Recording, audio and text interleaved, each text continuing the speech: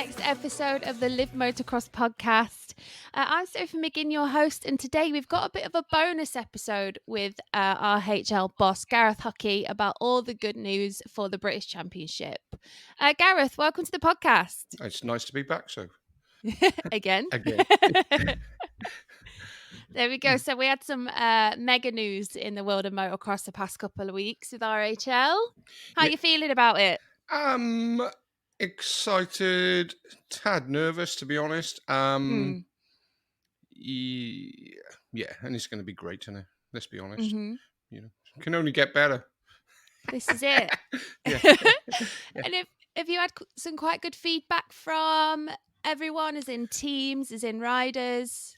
Yeah, literally, we're probably a week in from having a solid contract. And we've obviously communicated with all the riders, and there's been some really, really good feedback, some quite positive ideas. Not as many yet as we'd hoped. So anyone listening, we want everyone's input. We want everyone's ideas. We're not going to say we're going to use those ideas, but someone sat on the outside looking in could come up with something that could be beneficial to us all. So, like I say, riders, spectators, sponsors, anyone in the industry, realistically, they need to communicate with us and give us feedback, give us thoughts. Like I say, the ones we've had, there's been some very interesting ones, I would say, and some that go the same sort of way as we're going with the same sort of ideas. So, it's going to be an interesting year next year. So just popping back towards 2020, I know we've been looking forward to all the good stuff, but let's just have a little recap. It's been a crazy year for everyone, not just in the industry, in the whole of the world, really. How has that affected sort of events and planning? I think it's been an absolute nightmare. I've got to say, the guys at MX Nationals did something, and fair play to them. We tried, and every way we tried, we seemed to get stopped. Legally, morally, or whatever it is, but it just didn't seem to work for RHL, which is really frustrating.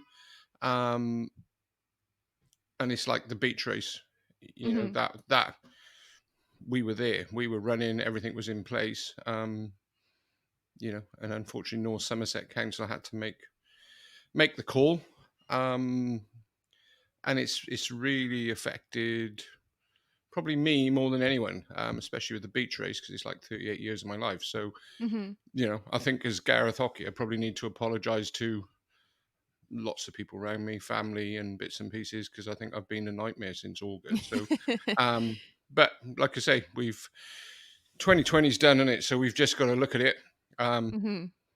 Hopefully it's something none of us will ever experience again going forward, and roll on end of March, beginning of April next year, I think, and let's get on with it and change the game.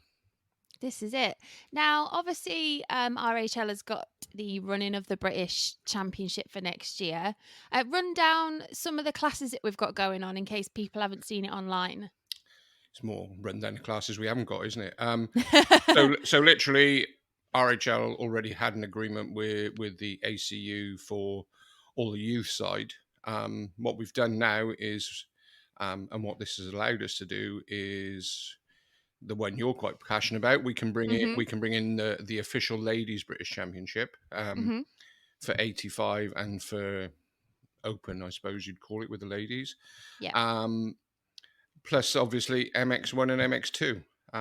And to be fair to ACU, I think if we could come up with some other ideas, we could probably do that as well, because there's a very good and positive sort of vibe going on within the ACU and the Motocross Committee at looking at evolving and developing the ACU. So everything seems to be changing for the good, hopefully. Well, this is good to hear. It's been a long time coming, I guess. Yeah, and I think you've got to look at it that everyone involved is very passionate and very precious about what the official ACU British Championship. It's the only way to get to Europe. It's the only way to get into World Championships. everyone else can go and say that, you need to do this championship, but black and white, there's only one British Championship. There is only one FIM federation, and there's only Mhm. one federation that's been around for nearly 100 years now. So, or 100 years plus, perhaps. I can't remember.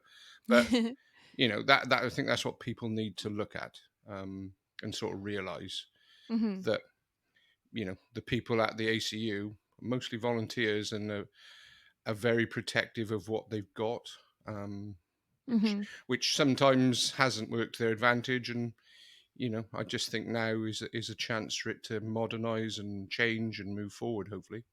Absolutely. So I know you've mentioned before about wanting to include a lot of the clubs going forward. How are we gonna plan on doing that? I think for next year, sorry, for next season, I think it's going to be, we'll probably play it safe and stick with the clubs that are currently there, Mhm. as long as they've got the willingness to work with RHL. And again, that's a trust thing. Yeah. Gareth Hockey's rocking in to take all the money out of the sport and disappearing.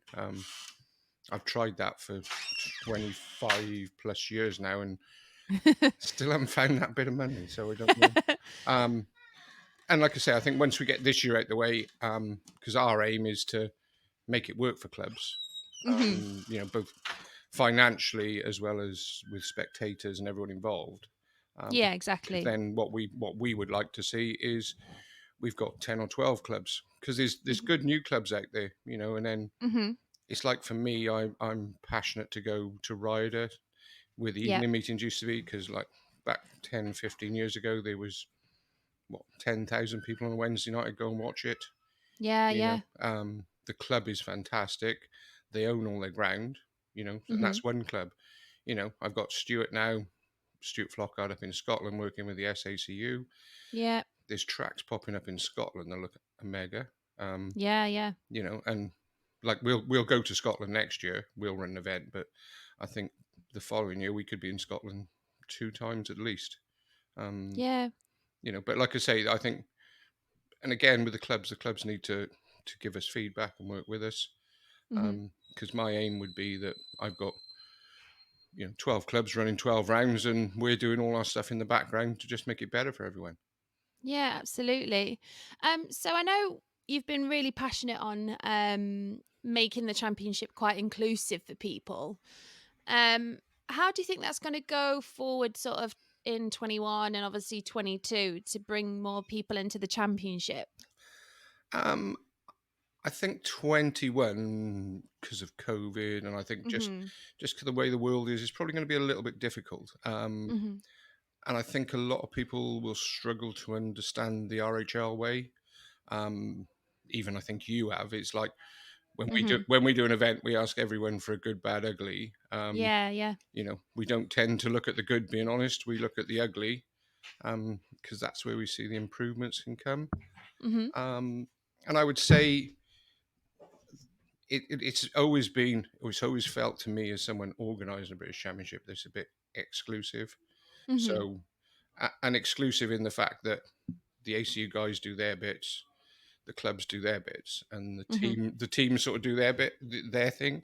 Yeah. Whereas, 2021, we've got to get that thing where we're all pulling out the same way, and we're all working as a team, because I think that's the only way it's gonna change to get what we want. Mhm. Absolutely. So I know a thing that everyone's been pushing for at the moment is obviously a calendar to be put together. Now that can't be done until we get this stuff through from the FIM. Is that correct? Yeah, yeah. Well, the problem is we could put a calendar out now, and middle of November, hopefully, it'll probably all change. Mhm. We know there's a Grand Prix. Someone's put a date set already, and we know there's already a Grand Prix in Europe on that one date. Yeah. So it's a bit of a patience game. Mhm. Rumors are coming out now that MXGP probably isn't going to start till April, but Yeah. till we see a calendar, we don't really know. Mhm. And like I say, that bit is going to be late. Let's be honest. We'll be lucky if it's the end of November, I would say. Yeah, absolutely. So, moving forward, any more exciting plans going on for RHL and the British? Or in general, actually? Lots of exciting plans going on. None that we can tell you in the next few weeks, but obviously, I think everyone needs to stay tuned because hmm the support we're getting is surprising. Very, Has it surprised you, actually? yeah. I think it's we've got one agreement we're signing now in the next few weeks, and it was a surprise that it came to us. hmm But it's also a nice compliment because they've got faith in what we're going to do. Yeah. Um, so that, like I say, I think 21 is going to be interesting. I think obviously COVID's still going to be around. hmm So will we be running with spectators or will we be running live stream? We don't really know. Yeah. But our aim is we will be running events. So hmm um, And obviously, the big one that we missed out on this year, Western. Any plans for that in 21? lots of plans for Western. Like I say, I've touched on being gutted about this year.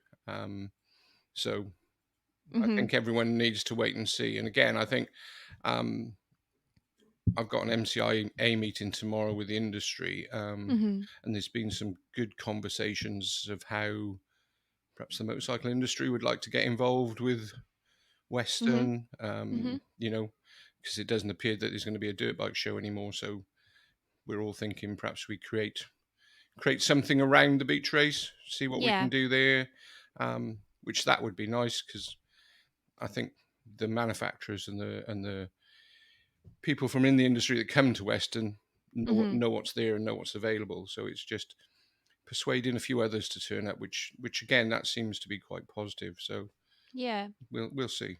Um, So, just touching on the industry side of things at the moment, obviously, naturally, it's taken a massive hit with the whole COVID situation. But do you feel that it's now even more important for brands to sort of push and be involved in, for example, what we're doing or what other championships are doing? yeah, I think so. The problem is, you can be cautious and you can save money and hide hmm yourself, and you can be in the same position as this championship was in 19 and 20, can't you? hmm Not losing any money, but not really going anywhere. If you've got a brand or a product, you need to be out there with it. The only way I've ever found you get people involved in something is allowing them to touch it, see it, um, and getting good riders on it in bits and pieces. hmm So, um, and that's the only way you're ever with our sport, especially people. hmm They're very loyal, but I think they need to see what they're buying being used. Um, Yeah. and like I say, have you look at Bob at Oakley, he does a mega job now. hmm I think everybody in British motocross wears Oakley now because he's everywhere, isn't he? Yeah. And it's sort of the way to lead on the sport. You look at what Bridgestone do; they get out there, their events. Guys at Michelin seem to be on the floor. hmm And if you look, I think that's reflected in the sales figures and their market share. hmm So moving forward, what sort of plans have you got in place for the championship for next year? So we're looking. Obviously, we're working with the clubs, hmm and at the moment, we're going to have a mixture of 1 day and 2 day, maybe even 1 3 day event. hmm The club most of the club ones will be 1 days, but it'll be hopefully, well, it will be 85cc up to obviously MX1, so quite a full day's hmm racing. RHL are going to be doing three of their own, which will be the 2 day format. Yeah. No, RHL won't be doing two of their own. I just got that pulled. Yeah, that one's on. So yeah, so we'll be looking at RHL doing some 2 day rounds, yeah. which will incorporate all the classes. hmm Um, and then we're going to do three standalone BYC ladies events over 2 days. So hmm for us, it's going to be quite a busy year. But what we're planning is sort of, again, touching back to the clubs and developing. We'd like the clubs to do 2 day weekends. We'd like to look at what goes on in America and what goes in Holland. Yeah. because it's frustrating that the Dutch appear to have a better championship than us, Mhm. which they won't have by 2023. But we'll chase the AMA dream in some respects and try and bring that to the Mhm. UK. But it's back to this getting everyone involved scenario. So Yeah. everyone moans at me about autos, but I think everyone forgets that we all started somewhere. And Yeah, that absolutely. auto class now, if you look at some of those little auto riders, they're better than some of the people I'm seeing in MX2 at the minute. So that's and we've got to be there. We've got to nurture that talent. So Mm. with us, we're very passionate about um, the Junior World Championship and the development of riders. Mhm. Hopefully now we'll get that opportunity a little bit more. Um, we're already planning on taking a full team out to Junior Worlds this year in Greece. Mhm. Which selection is always going to be part of this championship. Mhm. But what we're looking at is perhaps we get this now as it starts to become more of a development. So you mightn't go to the Junior Worlds in 2021, but you might be, part of it for 2022, if that makes sense. So, Yeah, exactly. because we're seeing so much good British talent at Grand Prix and Mm. EMXs that, we're working with um, a very good partner to try and get a relationship for 21, which is the step from youth into adults and Mhm. into European Championship and Grand Prix, and hopefully that'll be announced in the next few weeks. And that I think for the British Championship and the sport will be really really good. And like I say, they've approached us, so it's a nice thing since this announcement's gone out. Yeah. Yeah. Oh, that's good news then. Um, well, I actually don't know about that one, so I will keep my mouth You don't shut. know about that one? No, No. that's what I'm keeping to myself. But like I say, that um, and that one's 100% nothing to do with money. I wish it was. It's about Yeah, that particular brand and its ethos and how it thinking works. for Yeah, the towards the future, yeah. yeah. And I think if we get that, I think people will understand that we're looking at the development of the sport, not just you know filling Mhm. pockets. Yeah. One of the things I wanted to quickly run through as well is obviously we're going to have a lot of classes going on into next year. Is there going to be a bit of extra support available for the kids? Because obviously the caliber of racing might almost change a little bit. I think you're dumbing my kids down there. To be fair, No, you know what I mean. what I would hope going on what we saw at Landrake, when we Yeah. did it, it was very successful. Well, even at Little Silver, is the engagement from some of the MX1, MX2 riders was mega. They were out there, Mhm. helping the kids, and it was good because you could see, Brad doing stuff with the boys, with the little ones from Newcastle and stuff like that. So, um, and Tommy, to be fair, Tommy was really, really good at Landrake. He helped Mhm. all those auto kids out, and I think um, that will be good because I think that the MX1, MX2 riders will like it because it's nice to have people around you, that are, Mhm. that are that are fans. And I think they're all, the thing about motocross is in some respects is it's like one big family. So you Mhm. know, you can have Dave Thorpe, a world champion, having a cup of tea with like one of the marshals because Yeah, that's yeah. how it is. And I think if anyone spots talent, like if you look at Charlie Heyman, I think Mm. you know Dave would give him advice. Anyone would give Charlie advice because that kid's probably a future world champion for us. You know, Absolutely, yeah. and he's like Ollie Colm. Look at what Ollie's doing this year. Yeah. And I think our older riders are more than willing to share their experiences and do that. And fingers crossed, that's what we get. Mhm. So Gareth, I know you mentioned before about people being able to get in touch with you, and I'll pop the email on the end of the podcast. But tell me what the idea is behind that. For me, it's simple. We've all got ideas. Mhm. Gareth, Jeff Perrott, the world has got ideas. and we need them as a sport. We need them as RHL. We like them. Mhm. Like I say, good or bad, we don't really care. But if anyone can spend 5 minutes putting an email down of a thought they've got, or they can send us an essay, we don't really care. Yeah. But we could do with people's feedback in the next 2 weeks. Mhm. I don't think next year's going to be revolutionary and it's going to be, grandstands Mhm. and all change. But I think, little ideas and little changes can start to work. Mhm. I've got my thoughts, but Yep. as you know, I'm surrounded by a group of like 10 people who've got their thoughts, Mhm.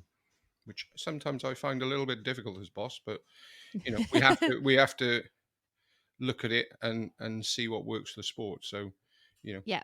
I would openly appeal to people to send me an email and say, why not do this? Why not do that?